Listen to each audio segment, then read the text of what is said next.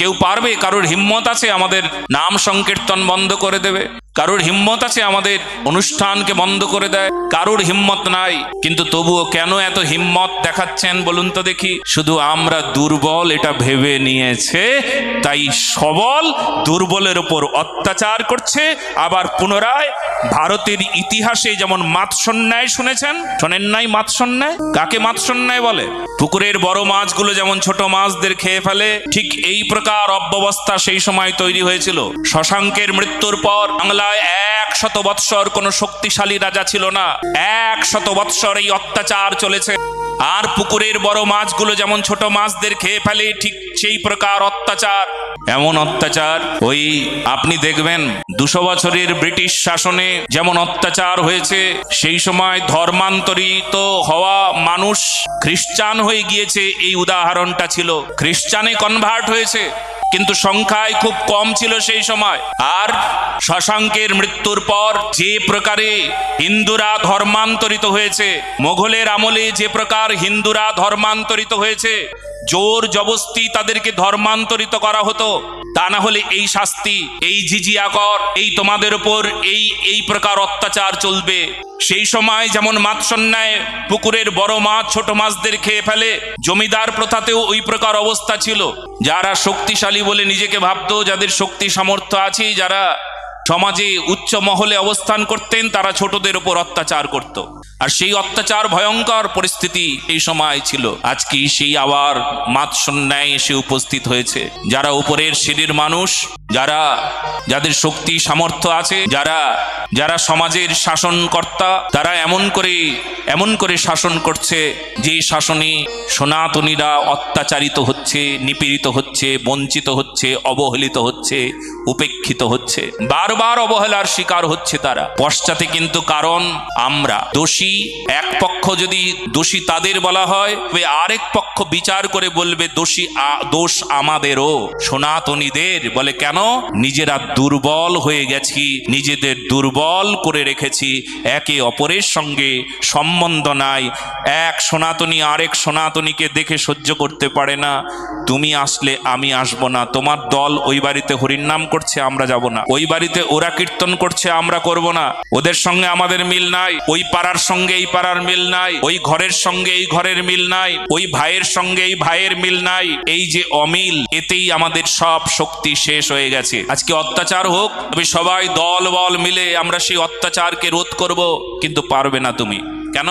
কারণ তোমরা একে অপরের শত্রু ভাবতে লেগেছ। ওরা মরেছে মরুক, ওরা পুড়েছে পুরুক, আমাদের ঘর পড়ে নাই, তাই এখনো আমাদের যন্ত্রণা হয় নাই। এই যে আমাদের ঘর না পুড়ুক, কিন্তু যদি মনটা না পড়ে, তাহলে কিন্তু আমাদেরও ঘর পুড়ে ছাই হবে।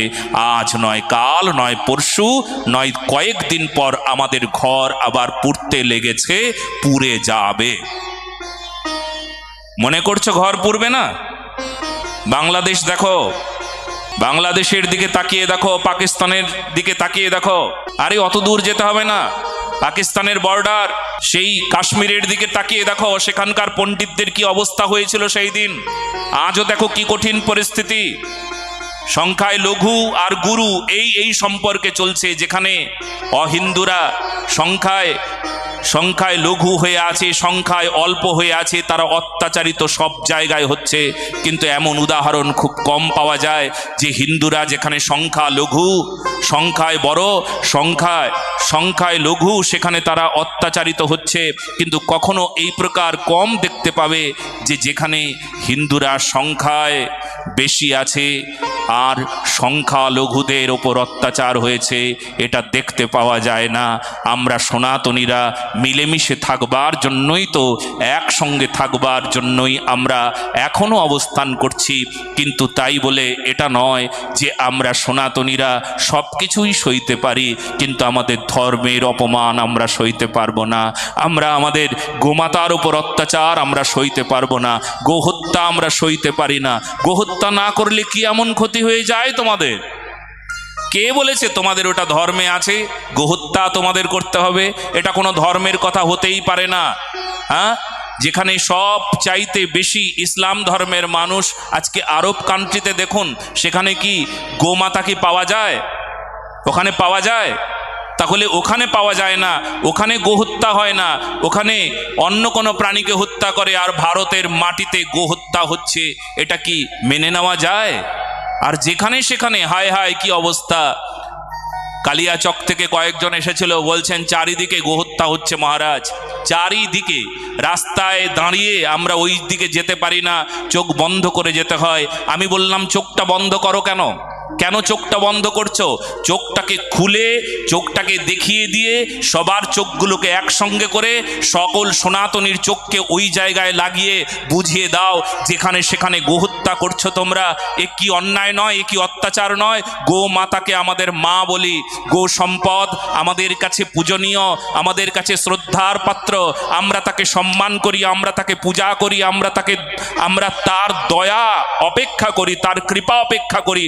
আর তাকে কাটা হচ্ছে। মাকে যদি কাটা হয়, যেমন সন্তানের ব্যথা লাগবে, সন্তান গর্জে উঠবে, সন্তান চেঁচিয়ে উঠবে, সন্তান ব্যথা পাবে, সন্তান দুঃখী হবে, ঠিক গোহত্যা হলে আমাদের ওই প্রকার দুঃখ হয়। আমরা সনাতনী, আমরা ক্ষেপে যাই, আমরা ক্ষিপ্ত হয়ে যাই, আমরা প্রতিবাদ করি, আমরা প্রতিরোধ করি, আমরা প্রতিশোধ নেবার জন্য তৈরি হয়ে যাই।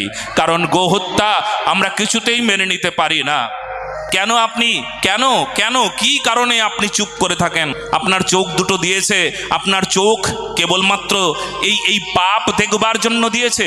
চোখ যেমন দিয়েছে ঠিক তেমনি প্রতিবাদ করবার শক্তিও দিয়েছে, প্রতিরোধের শক্তিও আছে আমাদের। আমরা ভারতীয়, আমরা ভারতবাসী, আমরা সনাতনী সর্বোপরি, আমাদের এটা পরিচয়। আর সনাতনী হওয়া স্বার্থে মানে আমরা কারুর সঙ্গে লাগতে যাই না।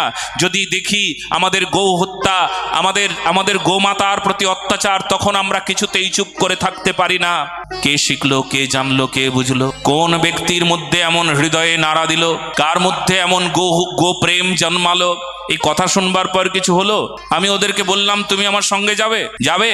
আমরা কয়েকজন মিলে যাচ্ছি, যাবে? মাথা নিচু করে আছে, যাবে না, মুখে বলছে যাবে না, ভীতু কাপুরুষ। আজকে আমাদের এই যে পিছিয়ে পড়ার পেছনে একমাত্র কারণ আমরা শক্তিহীন হয়ে গিয়েছি, কারণ আমরা দুর্বল হয়ে আছি, নিজেকে দুর্বল ভাবতে লেগেছি। সংখ্যায় অল্প বলে কেউ কেউ মনে করছি আমরা সংখ্যায় অল্প, আমরা দুর্বল। তারপর কি হবে? কিছুদিন পরে কি হবে? হ্যাঁ, কিছুদিন পর কি হবে, কি হতে চলেছে একবার ভাবুন। কতদিন দুর্বল হয়ে থাকবো আমরা? দুর্বল হয়ে যদি মাথা নিচু করে থাকি, তাহলে বল যাদের আছে তাদের অত্যাচার সইতে থাকবো? এটাই কি নিয়ম? যাদের বল আছে তারা অত্যাচার করবে, আমরা দুর্বল, আমরা অত্যাচার সয়ে যাব, এটা কি নিয়ম ছিল? এটা নিয়ম নাই। তাই এইবার আপনারা বুঝুন, এইবার আপনারা শক্তি ধরুন।